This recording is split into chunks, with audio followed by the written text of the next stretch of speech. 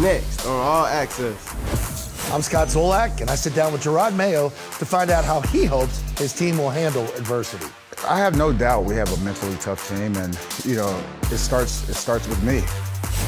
I'm Paul Perillo, and I'm going to tell you what the Patriots must do to pull off an upset out west. And I'm Tamara Brown here at Bishop Fenwick, where we're celebrating a record-setting performance in Massachusetts high school football. It's 1, 2, 3, family. 4, 5, 6, family. And I'm Steve Burton. Those stories plus Mike Onwenu's journey to the NFL. When they came to recruit Michael, it was a big thing. As All Access begins right now.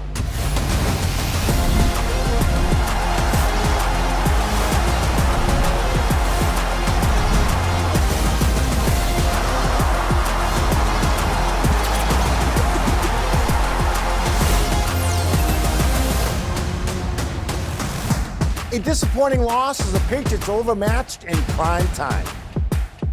Hello and welcome to Patriots All Access presented by GEICO. I'm Steve Burton. The Patriots are now 1-2 on the year after being outplayed by the Jets. The task at hand does not get any easier, folks, as a talented but wounded defending NFC champion San Francisco 49er team waits to host New England. The numbers against New York were not pretty. Despite just an 11-point halftime deficit, New England was outgained 252 yards to just 40 and being doubled up on the time of possession battle. Injuries continue to mount up for an already thin offensive line, and the quarterback is taking a pounding after being sacked 9 times while being hit 27 times through 3 games. Welcome into our Bob's Discount Furniture Studios with Mike Reese and Paul Perillo, and I have to ask you guys this right out of the gate. Which Patriots team is this?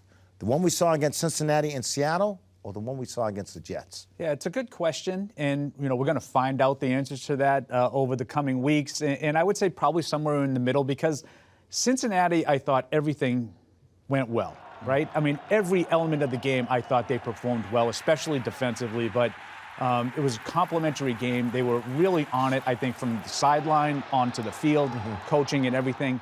Near perfection is kind of hard to replicate.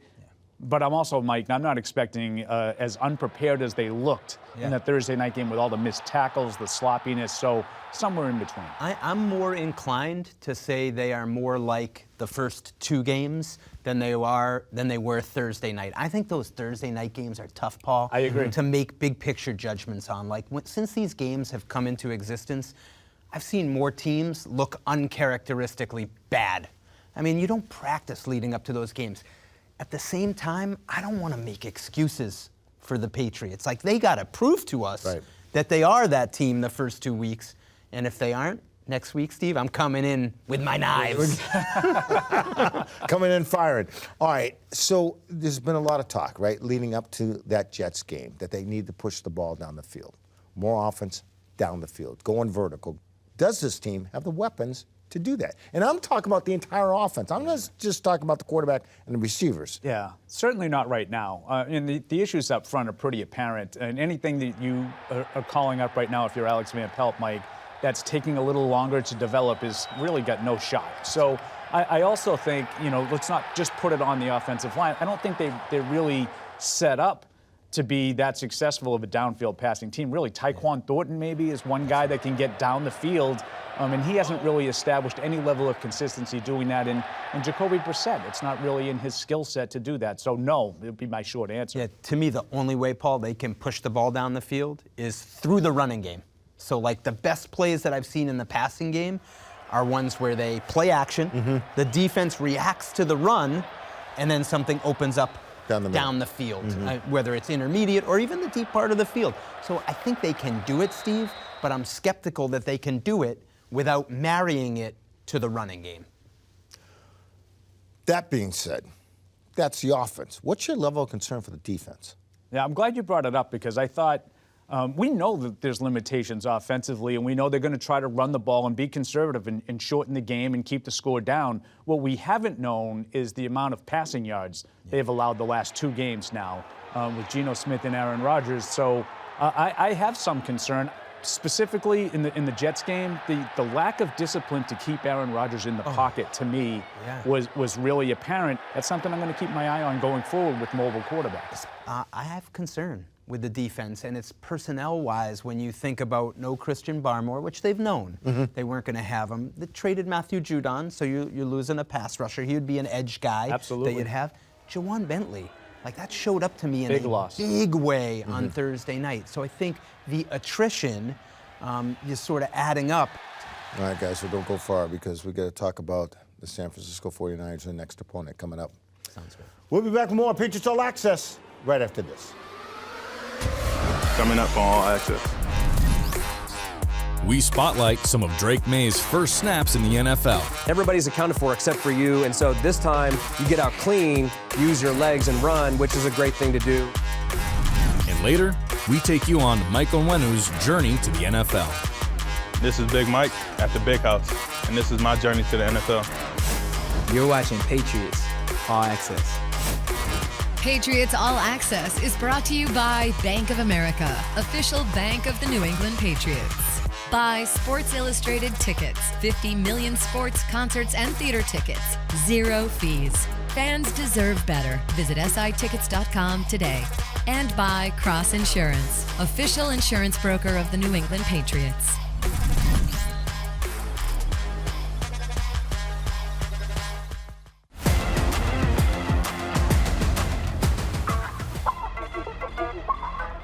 MetLife Stadium, East Rutherford, New Jersey.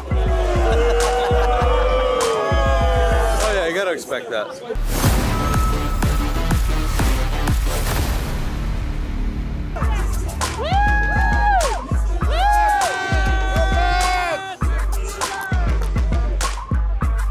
When I picked y'all last, I said hang in for a bulletin board and use me to win.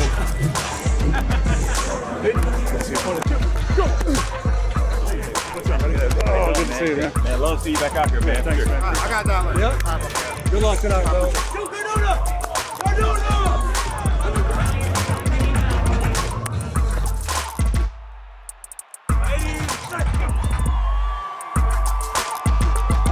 Hey, LB's on 3, 1, 2, 3. LB.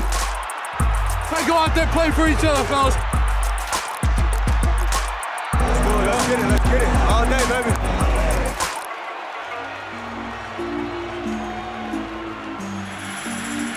Rodgers takes the snap. Quick throw right. Pass is caught in the open field, curling inside is Brees Hall, and he's knocked to the turf. Hey, look, he's feeling the rush. All right, he's feeling that rush. You see him looking down right away, trying to get out of there. Let's collapse that pocket. Don't give him anywhere to go, and let's go finish at the quarterback.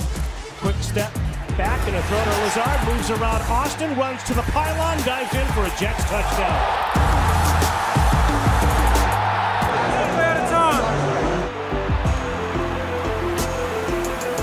Brissett shovels it left. Good job. The run to Mario Douglas to the 45-yard line, slips ahead, and then he dives close to midfield. Cardona snap handled by Berringer, and the kick is airborne to the uprights, and the Patriots are on the board. Hey, there we go. One play at a time. We got points. Now let's keep it rolling. Let's keep it rolling.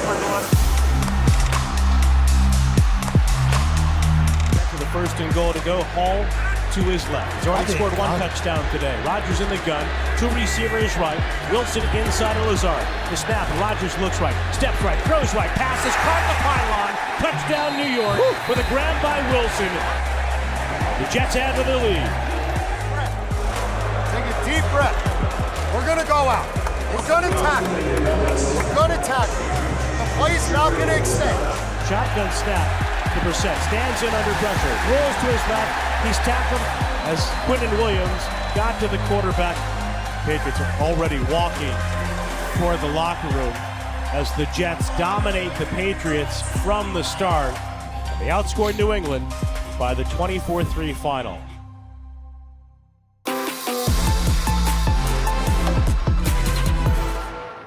Welcome back to Patriots All Access. Time to sit down, talk to head coach Jerod Mayo. And Coach, before we get to the San Francisco game, a couple things off last week's game. Yeah. With the union mandate to have days off after the Thursday game, after a game like Thursday, is that a pretty good thing for you guys as a staff, maybe to have some extra time? Yeah, it's kind of, we approached it like a mini bye week and had an opportunity to go back over the, the first 3 games and really just do a major self-scout and see how teams are attacking us and how we get better going forward.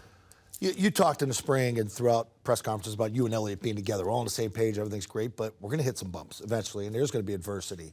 How anxious are you to see how your team fights back through adversity as you move forward here? I have no doubt we have a mentally tough team, and it starts with me. It starts with me as far as being able to turn the page. And I told the guys, win, lose, or draw, even after the Cincy game, win, lose, or draw, we have to turn the page, kind of to what you talked about earlier. It's just any given week, a team can come out and just perform. Your experience as a player help you convey that message as a head coach? I think so, but I mean, we've all played with guys that couldn't really change the page. If they had a bad game, it would just snowball into a bad season. And that's one thing I just truly don't believe in. Stay off cell phones. Stay off the phones. Get off social media, all that stuff. What's a benefit to going out to the West Coast a day earlier, say Friday with the Sunday game? Yeah, just so guys can, get acclimated to the time first and foremost, and also, you want those guys to get outside and just be ready to go when it's time to go. And it's a 4 o'clock game, Eastern time, but at the same time, we got to go. You got to stay on the East Coast schedule, right? That's right. You pretty much do, because you come right back right after the We'll game. get to London in a couple weeks, so I'm worried about that schedule a little bit. Speaking of social media and cell phones, you look at the message, you're going into San Francisco, you're going to have an angry team sitting there. How much do you put into that? That, you lose a game, you still got to get ready for the next week. That's right. And, everyone has the rah-rah and, just yelling, but after you get hit the first time, it's like, all right, now what? And it really just falls back onto discipline. Like, you can put up all the quotes you want to. This guy said that guy said, but you have to go out there and perform. San Francisco had a poor game against the Rams, special teams-wise. And I know they're missing some guys. They got the injury bug, too. Is that an area you could potentially attack, special teams? You guys have been pretty good on special teams. Yeah, we have. We always look for, we talk about hidden yards all the time, and I mean, that's a huge part of it. When we talk about playing complementary football, everyone talks about offense and defense, but special teams definitely plays a huge part in that.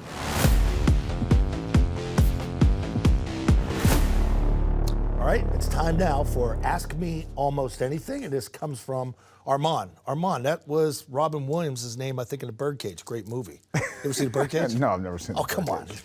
That's how old I am. All right, as a coach and a teacher, since becoming the head coach, you talk about lessons and lessons you can teach your team. What has your team taught you? Yeah, this team has taught me that, we need to practice. We have a young team, and we can't, like, looking at the short week, we did walkthroughs all the way up into the game because it is a short week. But, with our team, with this team, the 2024 Patriots, we need to practice. And if we practice, I feel pretty confident we'll go out there and perform well.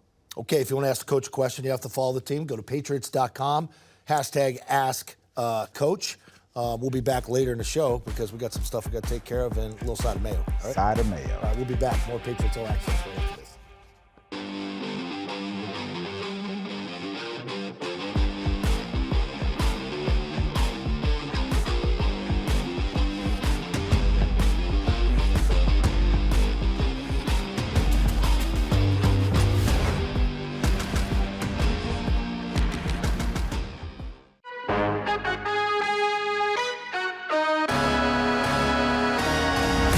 After reaching 200 wins, something that only 58 coaches in the state of Massachusetts have done, we're at Bishop Fenwick High School to let Coach David Woods know he's our Patriots Coach of the Week.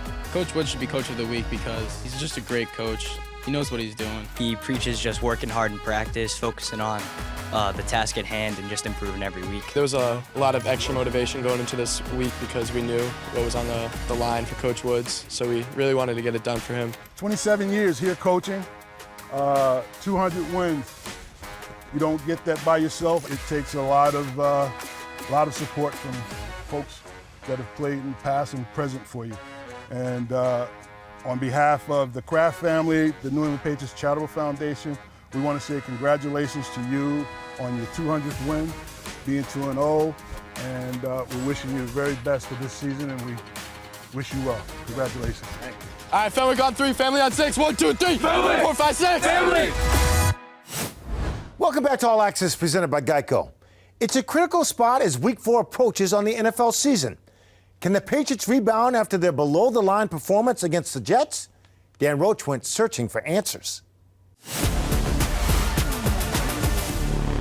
After a drubbing in New Jersey, the Patriots had last weekend off and a bonus practice Monday before beginning preparations for the 49ers Wednesday. Yeah, refreshed, excited for this opportunity. It was a good time to really reflect on the things that we do well as an offense, and honing in on the details to do those better. Brissett has been sacked 9 times in 3 games and hit hard numerous other times. His teammates appreciate him. Yeah, he's a tough SOB, man. I mean, he took some shots. I mean, for that guy to peel himself up off the turf like that time and time again, it's impressive, man. On the injury front, Jawan Bentley was placed on injured reserve, and Gerard Mayo chose to name Kyle Duggar a captain to replace Bentley's leadership on and off the field. It's a big honor, and so I don't take it lightly. Like I said, it's really good, a great responsibility, but I think the biggest thing I can say I feel is just honor. Through 3 games, we've seen an impressive road win, a loss with a blown fourth-quarter lead, and a blowout loss on Thursday night. The question is, do we know who this team is just yet? I think we do have an identity. We know we want to be. We want to be physical, tough, and things like that. So we just got to get back to it and play to it. I mean, we haven't put the best showing, but I mean, you know, that's part of football. That's part of, you got to grow each week. When it comes to the Patriots game on Sunday, think about this number. In Kyle Shanahan's 8 seasons now with the 49ers, when his team holds an opponent to 17 or fewer points, the 49ers are an amazing 42-4. Yes, the Pats got to put up some points come Sunday. Here in Foxborough for Patriots All Access, I'm Dan Roach.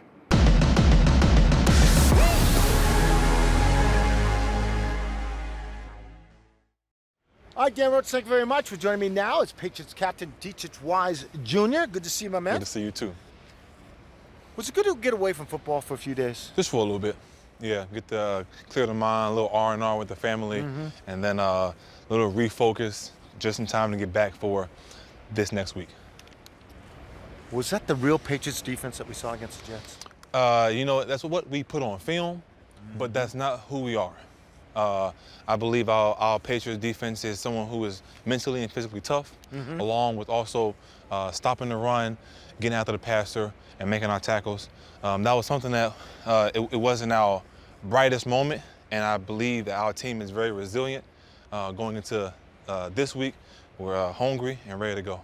What's the balance? Let me ask you this. What's the balance between let's move on and forget about it and we got to correct it? For sure. Really, it's the next day. The next day is when you soak up all the praise when you win, and then you dive in when you lose. Pretty much what you do wrong, you get it corrected the next day in film, and then when we go back into practice, you correct that, and you got to move on next day. That's how we do it. This game is all the way across the country against the 49ers. You guys fly out on Friday. Yes. For a big man, how does that help you? To get acclimated time zone-wise, just kind of get my senses when it's dark time, when it's nighttime, get my what's it called?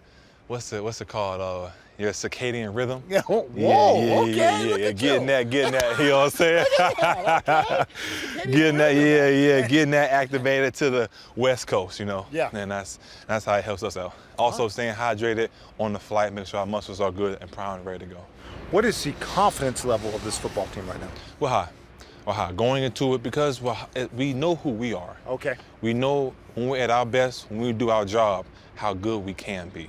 You know, we preach all the time, focusing doing the small things extraordinary. If we can continue doing the small things extraordinary, we'll do some great things. Mr. Wise, you sound wise. You know, I try to wise up every now and then. There you go. Good luck on Sunday against San Francisco. Thank you very much. Appreciate it.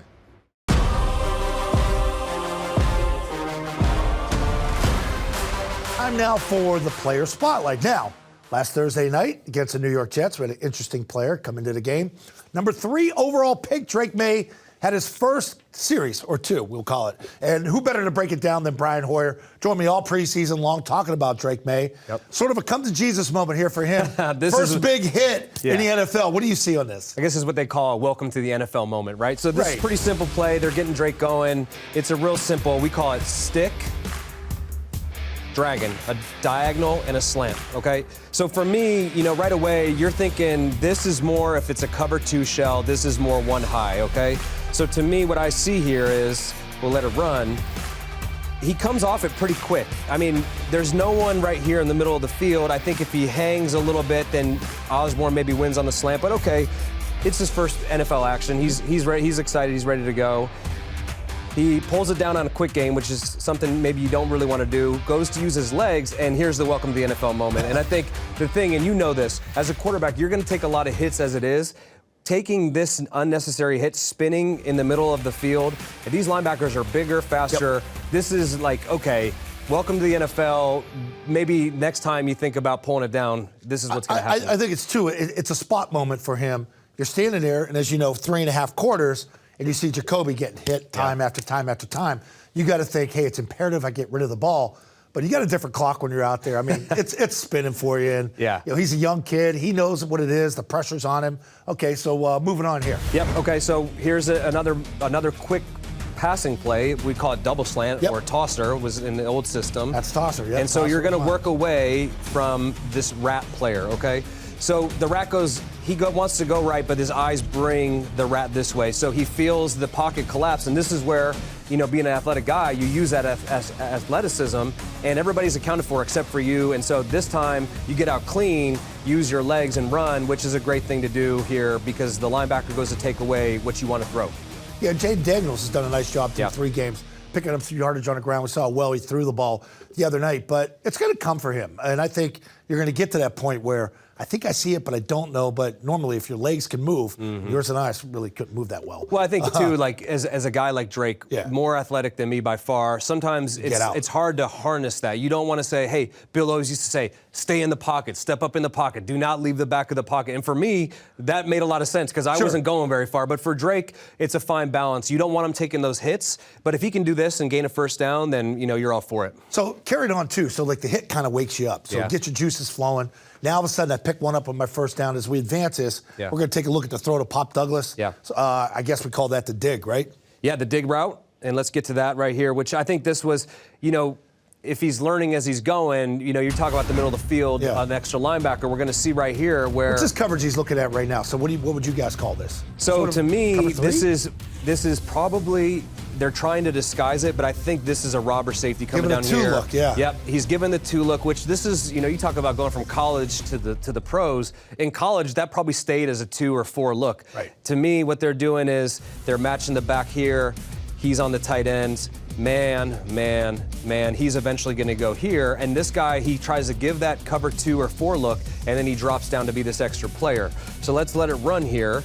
And he does a good job. Steps up right here. Steps up. Pressure coming to the right. Yep. And hits it in the second window behind this, what we like to call the rat or the funnel player right here. And so this is a big improvement over what he did the first time. He saw the guy take it away. He took off to run. He steps up in the pocket and finds Pop right behind here. And I think if we go to the end zone... Teddy Bruschi would make a living out of getting this pick right here. Oh, yeah, because he baits you into it, right? Yeah, totally. These guys, you know, he sees the back block, so this guy frees up. He's seeing his eyes. He moves them, steps up, and you see the timing here, which is really nice to see. Ball. Because he's throwing it before Pop, you know, we call that throwing him open. You know, that's a term. And so this is, you know, as the drive got on, you talk about getting more comfortable. You see it right here, and this was a huge play to convert right here and get a big pass play down the field, Pop with good hands. So that's kind of what you want to see. You don't want to see, like, get jitters and then run. So he steps up here, moves the linebacker. It's a great angle to look at it right there. So it's good anticipation, second window. So you got Pop, picked up a play with his legs, made a play with his arm. Yeah. Not too bad for first night out, right? For sure, yeah. All right, there you go. Thanks for joining us, buddy. Brian Hoyer, appreciate him. More of Patriots All Access right after this. There's your player spotlight.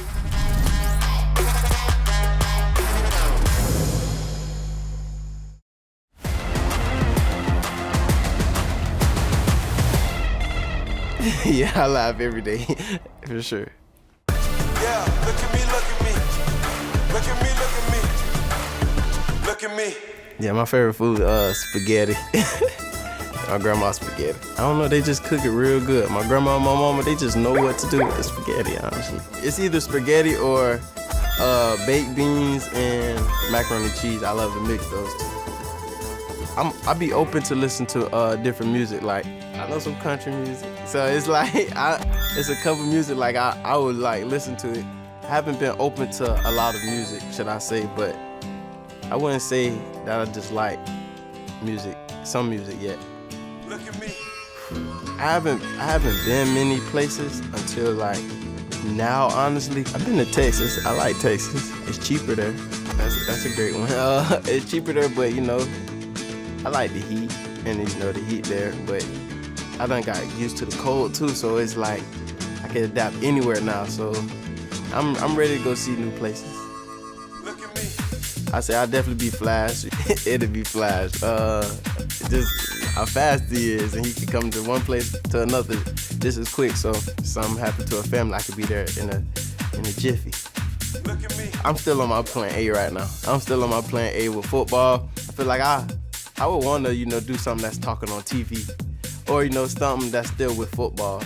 I'll be seeing like the Shannon Sharp when they talking about stuff like that. That's pretty cool, and podcasts and stuff like that. I feel like once I get, I have enough I can put money into stuff like that.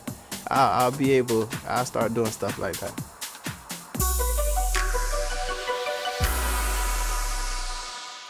Welcome back to All Access presented by GEICO. As the Patriots seek to build back their roster to a championship level, they committed significant resources in re-signing offensive lineman Mike Onwenu this offseason. The versatile Onwenu was a 6th-round draft pick out of Michigan in 2020. In this episode of The Journey, presented by JetBlue, we learn the backstory of Onwenu's path to the NFL, which features a family's real-life tale of coming to America.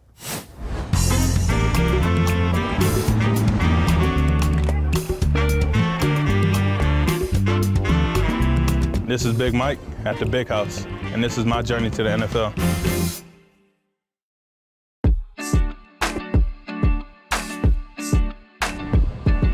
My family want to move to America because I have an older brother here.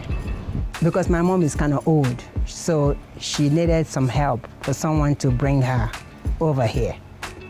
So we came over to stay with my brother for my mother, medical care and everything. That's when I met him. I came to America in 1981. I finished high school and I came to Detroit. I was 24 years old. I grew up in business. My parents have a business in Nigeria. So I was over there helping my mom. So when I came over here, at first I started selling in my car.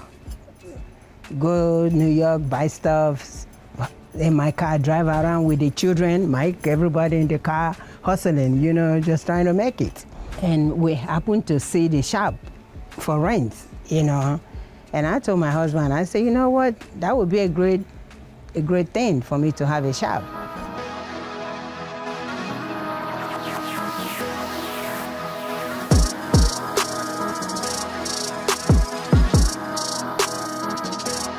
At the end of the day, we are Nigerian American. Yeah, and Detroit is a hub for Nigerians, so having those things available within the community so that you could still be able to have your cultural experiences, you could still be able to enjoy those things. I mean, they left their home country to come to this space for a better opportunity, and a better opportunity created opportunities for us.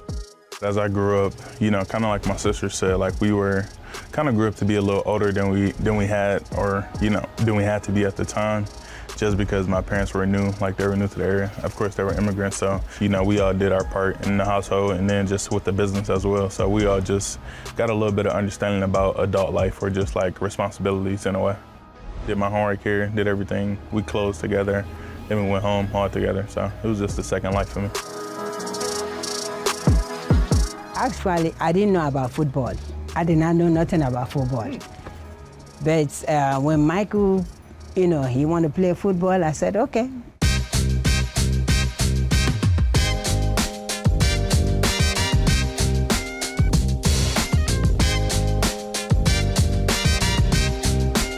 Cass is the best school in the state, so everyone knows that, and everyone wants to be a part of that. It's the best high school to go to for football, for sports, for school at that.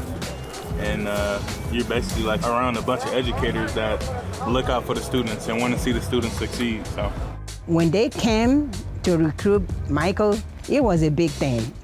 That was a big step for us. And luckily he did well. Being from Africa, I didn't know what to do. I didn't know, but people were telling me it's a big thing. Oh, you got to, You got a football player, you got this. So it was a joy.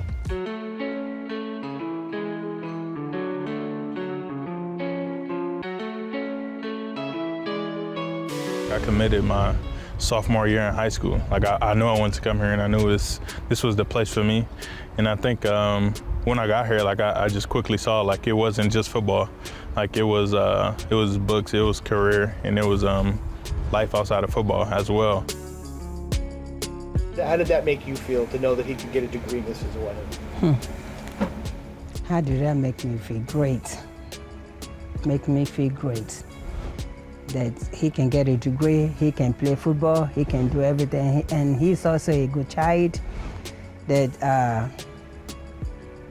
he does what he want to do, the right things. I definitely put everything towards it, and that's how I continue to live my life. Mike was very smart. He was a great kid to coach. He learned well, worked hard every day at practice. And I think that's what's made him a versatile offensive lineman and a day one starter in the National Football League. Really like Mike. Couldn't say enough good about it. It was just a surreal feeling. And then to, see the last name go across, it was just like this really happened in my family, And that was always like a dream of mine, and to see it happen to my little brother, it was just like, yeah. It started to dawn on me that my son is in NFL, it's a big thing. And Michael is a special child. Even to this day, it's like, oh, my brother plays for the Patriots. Yeah. Like, yeah, my baby brother plays for the Patriots. He's out here playing on the field, and we're watching him on TV. At right tackle, number 71, Mike Onwenu. Big re-signing for Michael Onwenu. Back on a 3-year deal, $38 million guaranteed. I mean, the resilience is embedded in our family. Like, our parents came from Nigeria. They came here to America for a better life. Raising 4 kids here in America, don't have their parents here present. It was a lot on them. Each one of us, we are a representation of our parents and all that we've been through to be where we are today. Take a bite, go! Take a bite. It means a lot, I really just come out here every day and just try to put my best foot forward and give it to those who came before me.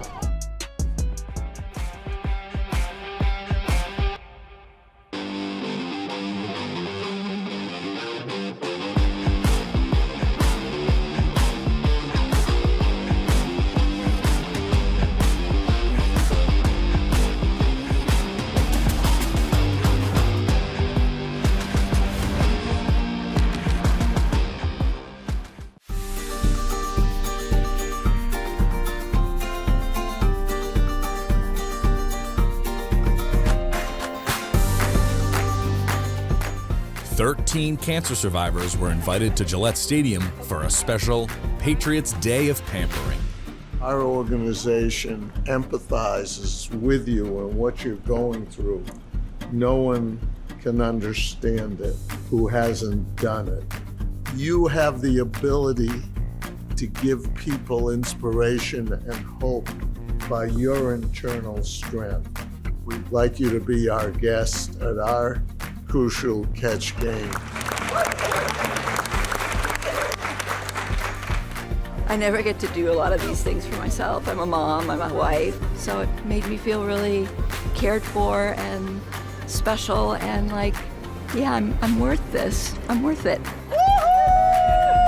Everybody's story is different, but we all have that connection. The Patriots and the Crafts are just amazing to do this. This is very emotional.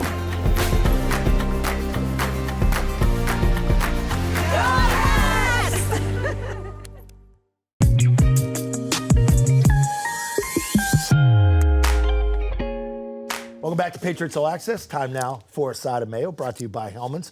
Gerard, when you first got hired, you talked about how important your head coach was to you at the high school level. You had Philip Fulmer at Tennessee. We know you played for Bill here. You've played some very powerful head coaches. What's your idea personally as what a head coach now is in 2024? Because times change. Yeah, times have changed, and I would just say ultimately a teacher. It's someone who, can teach the fundamentals, can teach the scheme stuff, and at the same time can manage a game, and that's how I see it. A great answer. We're headed to San Fran on Friday. Are we allowed to wear relaxing clothes? Yeah, absolutely. It's a long flight. Sounds good. Good luck, man. I'll see you out there. Appreciate it. All right, there you go. There's your head coach. More Patriots All Access. We'll return right after this. Patriots All Access is brought to you by Bank of America, official bank of the New England Patriots. By Sports Illustrated Tickets, 50 million sports, concerts, and theater tickets. 0 fees. Fans deserve better. Visit sitickets.com today. And by Cross Insurance, official insurance broker of the New England Patriots.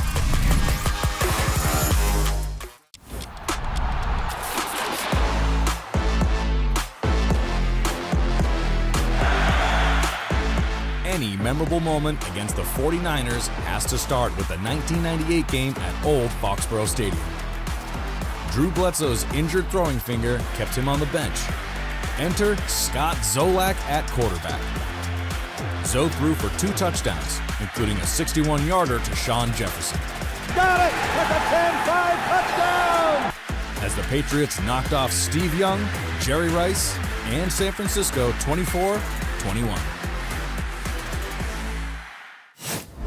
Welcome back to Patriots All Access, everyone. Back in our Bob's Discount Furniture Studios with Mike Reese and Paul Perillo. Drake May. Earlier in the show, we saw Scott Zolak and Brian Hoyer break down Drake May's NFL debut. When is the time? And we all heard Gerard Mayo saying he's sticking with Jacoby Brissett. Yeah. But are we getting closer to Drake May time? I think we probably are, but I think you saw, some good and bad in that debut for Drake May, and you saw some of the reasons why I think, anyway, that Gerard Mayo and Alex Van Pelt are being a little bit more patient, with their young quarterback. I think there's still some developing to do, but to me, the big question to me is where he is mentally.